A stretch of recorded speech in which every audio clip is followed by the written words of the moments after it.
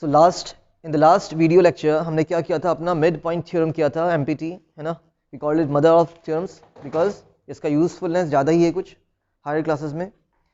That is your theorem number 8.9. The line segment joining the mid points of two sides of a triangle is parallel to the third side.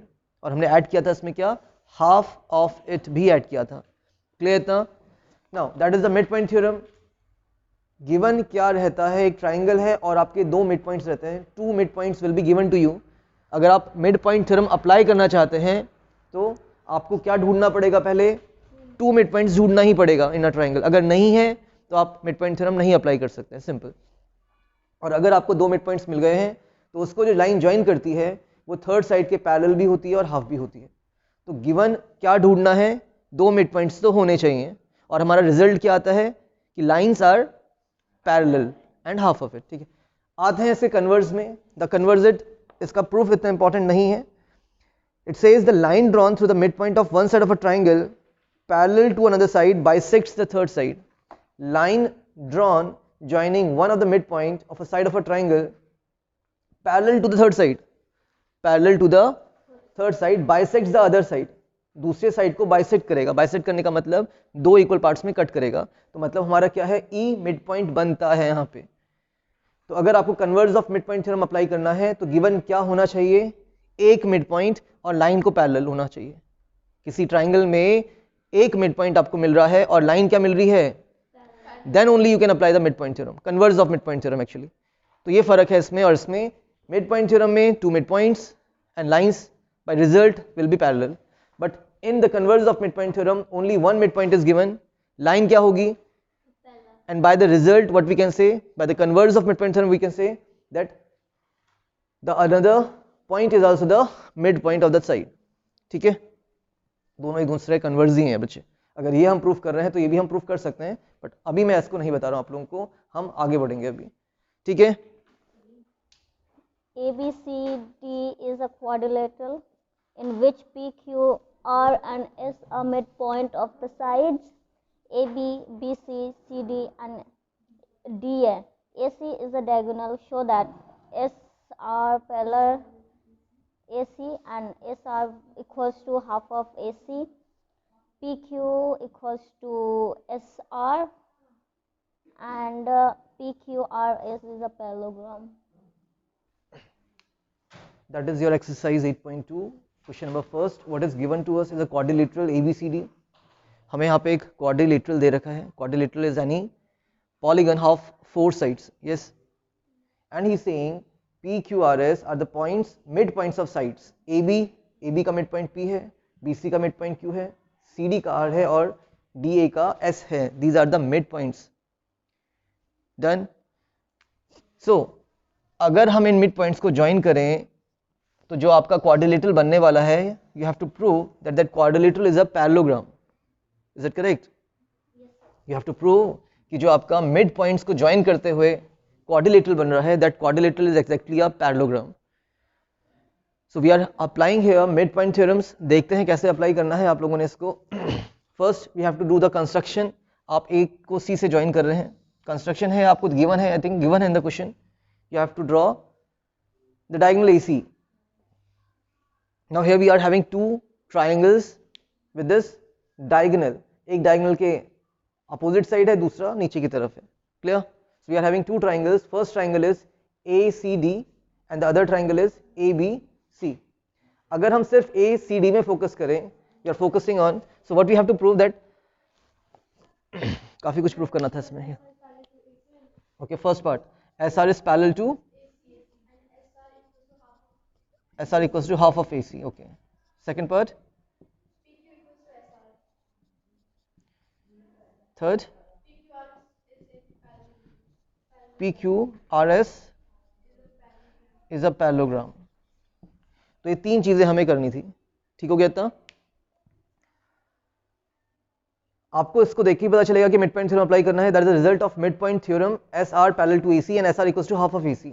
तो SR ये रहा, AC ये रहा, and that is the triangle we need to go. Proof कर रहे हैं इसको. In triangle ADC S is the midpoint of AD and R is the midpoint of CD.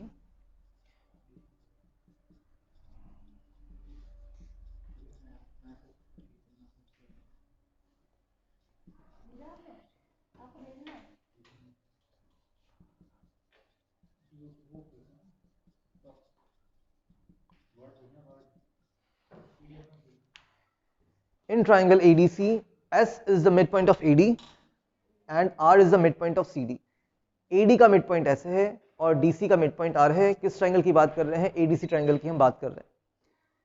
और मैंने बोला भी था किसी ट्राइंगल में अगर हमें दो मिड पॉइंट्स मिल रहे हैं तो उनको जो लाइन ज्वाइन करती है mid points, the line joining the mid points is parallel to the third side and half of it, and that result is because of mid point theorem. So by mid point theorem. तो जब भी आप mid point theorem को apply करें तो mid points को तो बताइएगा, ट्राइंगल को मेंशन करिए और बताइए कि भाई हम किस थ्योरम की बात कर रहे हैं, बाय मिड पॉइंट थ्योरम. क्या हो जाएगा आपका डायरेक्ट रिजल्ट है SR will be parallel to AC and SR will be equal to half of AC. I think इतना क्लियर होगा. डायरेक्ट आपका थ्योरम का रिजल्ट है. अगर दो मिड पॉइंट्स हैं हमारे पास तो लाइन क्या होती है, पैरेलल होती है थर्ड साइड के, और ये लाइन आपकी इसके हाफ भी होगी. क्लियर आई थिंक इतना. ओके. सेकेंड है हमारे पास PQ इक्वल्स टू SR. अब PQ को आपको SR के इक्वल प्रूफ करना है और फाइनली हमें PQRS को एक पैरेललोग्राम भी प्रूफ करना है. ठीक है. तो अगर हम देखो सेम रिजल्ट को इस ट्राइंगल में अप्लाई करें तो हम क्या बोलेंगे, we are going in triangle ABC. हम ABC ट्राइंगल की बात कर रहे हैं जहां पे P मिड पॉइंट है AB का और Q मिड पॉइंट है BC का. So again by the mid point theorem PQ क्या हो जाएगा, AC के पैरेलल हो जाएगा और जो PQ है वो क्या हो जाएगा, इसका हाफ भी हो जाएगा. ठीक है. हम क्यों कर रहे हैं, बिकॉज देखो ये भी AC के पैरेलल है और ये भी AC के हाफ है ना. तो यहां से हम अपने रिजल्ट्स को कंबाइन करेंगे. हमारा फर्स्ट पार्ट प्रूव होता है. मैं इसको फर्स्ट इक्वेशन ही लेके जा रहा हूं यहां पे. और similarly we are doing the work in triangle next one. Similarly in triangle ABC, P and Q are the midpoints.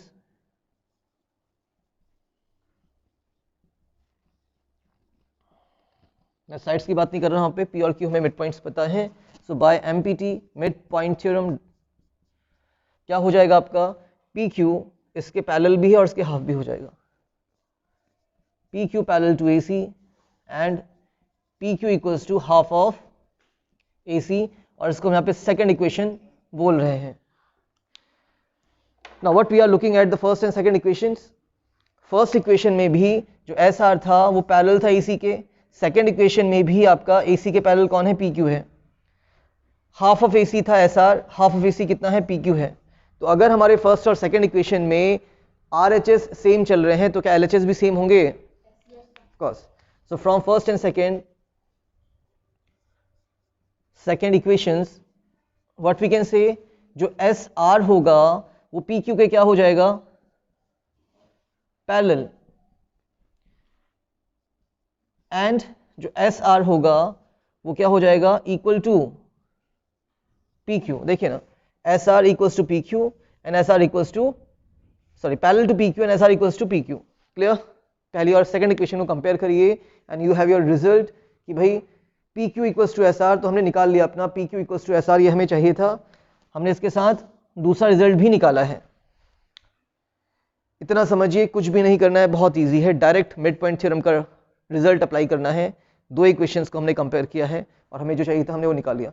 Now you can look at this parallelogram और quadrilateral. First of all PQRS था, जो PQ है वो SR के parallel भी हो गया और इक्वल भी हो गया. तो ये क्या बन गया आपका, parallelogram. So finally what we can say, finally we can say that in quadrilateral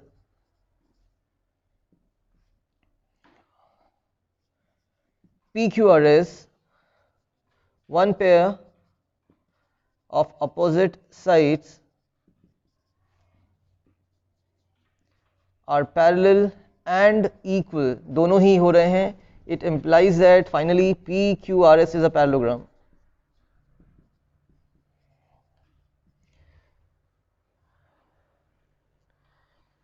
Note it down और इस क्वेश्चंस को 2-3 बार स्टार्टिंग में ही कर लेना है आप लोगों ने फर्दर नेक्स्ट क्वेश्चन में बढ़ने से, क्योंकि सारे ही क्वेश्चंस में हम इन्हीं स्टेप्स को रिपीट करने वाले हैं। एंड मैं ये स्टेप्स दोबारा नहीं बताऊंगा कि आपको एक क्वाड्रिलेटरल दिया है, आपको मिड पॉइंट्स ज्वाइन करने हैं, आपको क्वाड्रिलेटरल मिलेगा, आप क्वाड्रिलेटरल को क्या प्रूफ करेंगे? पैरेललोग्राम। ठीक है, इतना देखेंगे। सेकंड क्वेश्चन में हमें ऐसे ही कुछ करना है। Okay, note it down.